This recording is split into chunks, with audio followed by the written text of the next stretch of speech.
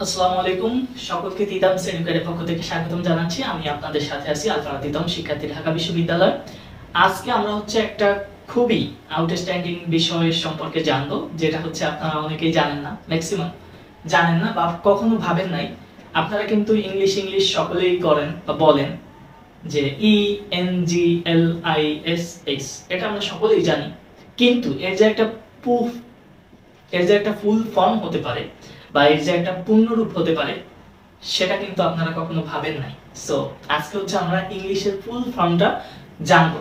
আমি আপনাদেরকে একটু দেখানোর চেষ্টা করব, ভুল ত্রুটি ক্ষমা সুন্দর দৃষ্টিতে দেখবেন। তো আমরা এখন দেখব ইংলিশের ফুল ফর্ম। সো আপনারা জানেন না, আমি জানি। সো ভিডিও শেষ পর্যন্ত দেখে নিজে শিখবেন এবং অপরকে শেখাবেন, ঠিক আছে? ওকে, তাহলে দেখেন ইংলিশের ফুল ফর্ম। ওকে, এখন ইংলিশের ফুল ফর্মটা কি একটু ভাবেন, ঠিক আছে? তাহলে প্রথমে আমরা দেখব কি ই। যেহেতু ইংলিশ লেখার প্রথম লেটারটা কি ই, তাহলে ই দ্বারা কি হতে পারে দেখেন, আপনাদেরকে একটু দেখানোর চেষ্টা করি। ই দ্বারা আমি দেখিয়েছি কি E for easy. Okay, E for easy মানে সহজ, ঠিক আছে? তাহলে আমরা আশা করি বুঝছি যে ই ফর ইজি। একটু দেখেন ভালোভাবে, একটু দেখেন ই ফর ইজি। তার পরবর্তীতে একটু দেখেন, তারপর আমরা দেখব N. N for what? N for কি? এন ফর কি নিট, ঠিক আছে? নিট মানে কি সুন্দর। তাহলে প্রথম কি গেল? ই ফর ইজি মানে সহজ, আর এন ফর নিট মানে সুন্দর। আস্তে আস্তে কিন্তু একটা সুন্দর অর্থ আসবে ইনশাআল্লাহ, দেখি আমরা। তারপরে দেখেন জি ফর গ্লিপ। গ্লিপ মানে সাবলীল। জি ফর গ্লিপ, তাহলে কি ই ফর ইজি অর্থ সহজ, এন ফর নিট মানে সুন্দর, জি ফর গ্লিপ মানে সাবলীল। আস্তে আস্তে কিন্তু একটা স্ট্রাকচার আসছে, ঠিক আছে? তারপর দেখেন, তারপর আমরা যদি দেখি এল ফর লার্নড মানে উপলব্ধ। তাহলে কি ইজি, নিট, গ্লিপ এবং এল ফর লার্নড। তারপরে দেখেন আই। আই ফর ইন্টারেস্টেড অর্থ কৌতূহলী, ঠিক আছে? একটু দেখেন আই ফর ইন্টারেস্টেড অর্থ কি কৌতূহলী, ঠিক আছে? তারপরে এস ফর স্টাডিয়াস অর্থ অধ্যয়নশীল। এস ফর কি স্টাডিয়াস, ঠিক আছে? অধ্যয়নশীল। তারপরে দেখেন, তারপর এইচ ফর হোর্ড। হোর্ড মানে কি ভান্ডার, ঠিক আছে? ইংলিশটা কি একটা জ্ঞানের ভান্ডার না? আপনার every sphere in your life you should learn English must.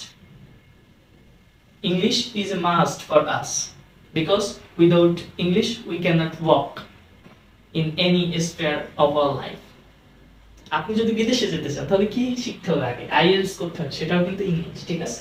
তারপরে দেখেন, তাহলে কি আমরা পেয়ে গেলাম ইংলিশের ফুল ফর্ম। একটু দেখি পেছনে যাওয়ার চেষ্টা করি। ওকে, হোর্ড, ঠিক আছে? তাহলে আমরা ইংলিশের ফুল ফর্ম পেয়ে গেলাম। এখন একত্রিতভাবে একটু দেখানোর চেষ্টা করি। দেখেন ইংলিশের ফুল ফর্ম একত্রিতভাবে easy, NEET, গ্লিপ, learned, interested, স্টাডিয়াস, horde, ঠিক আছে? ENGLISH English. তাহলে বাংলাটা একটু দেখেন সহজ, সুন্দর, ঠিক আছে? কি দাঁড়ালো তাহলে? আমাদের ইয়াটা কোথায়? তাহলে কি দাঁড়ালো দেখেন, সহজ, সুন্দর, সাবলীল, উপলব্ধ, কৌতূহলী, অধ্যয়নশীল, ভান্ডার, ঠিক আছে? একটা সুন্দর অর্থ দাঁড়িয়েছে না ইংলিশে? তাহলে কি আমি আপনাদেরকে বুঝাতে পেরেছি যে ইংলিশের একটা ফুল ফর্ম হতে পারে এবং সেটা খুবই সুন্দর? আপনারা একটা স্ক্রিনশট দিয়ে রাখেন এবং আপনারা যারা শিখলেন তারা তাদের কাজ কি বলেন তো? তাদের কি কাজ? তারা অন্য যারা আছে তাদেরকে একটু শিখাবেন দয়া করে, ঠিক আছে? অন্য যারা আছে তাদেরকে একটু শিখাবেন। তাহলে একটা চমৎকার বিষয় আপনাদেরকে শিখাইতে পারলাম, এর জন্য আমি খুবই সুখী। এর পেছনে একটা কাহিনী আছে। আমার যেদিন 17 আগস্ট 2023 সালে আমার এইচএসসি এক্সাম শেষ হয়েছিল, তো একদিন রাতে আমি, এখন কিন্তু ফজরের আজান শেষ হয়েছে একটু আগে, আপনাদেরকে যদি একটু দেখাই সময়টা, একটু খেয়াল করে দেখবেন যে এখন কয়টা বাজে। একটু দেখেন আমার ঘড়িতে, ঠিক আছে? দেখা যাচ্ছে কয়টা বাজে? ও এখানে দেখেন, এখানে কয়টা বাজে? 4টা 29-এ একটু আগে কিন্তু ফজরের আজান হয়েছে, তো আমি হচ্ছে রাতে ভাবতেছিলাম যে মানে কিছু ডিফারেন্ট কিছু চিন্তা করা যায় কিনা। তখন আমি ভাবতেছিলাম যে আমি হচ্ছে ইংলিশের ফুল ফর্ম বানাই, তো তখন আমি বানাইছিলাম। ইভেন গ্রামার একটাও আছে, সো গ্রামার একটা অন্য ক্লাসে আমরা আলোচনা করব। সকলে সুস্থ থাকবেন, ভালো থাকবেন এবং নতুন কিছু শেখার জন্য তিতামস এডুকেয়ারের সাথে যুক্ত থাকবেন। এবং এইচএসসি 25 এবং 26 ব্যাচের শিক্ষার্থীরা তোমাদের জন্য কিন্তু প্রি অ্যাডমিশন কোর্সে ভর্তি চলতেছে এবং রিটেন কোর্সে, এবং 26 ব্যাচের কিন্তু আমাদের কোর্স চলতেছে first paper plus second paper. So যারা ভর্তি হতে চান আমাদের সাথে যোগাযোগ করি। ধন্যবাদ সকলকে, সুস্থ থাকবেন, ভালো থাকবেন। আসসালামু আলাইকুম।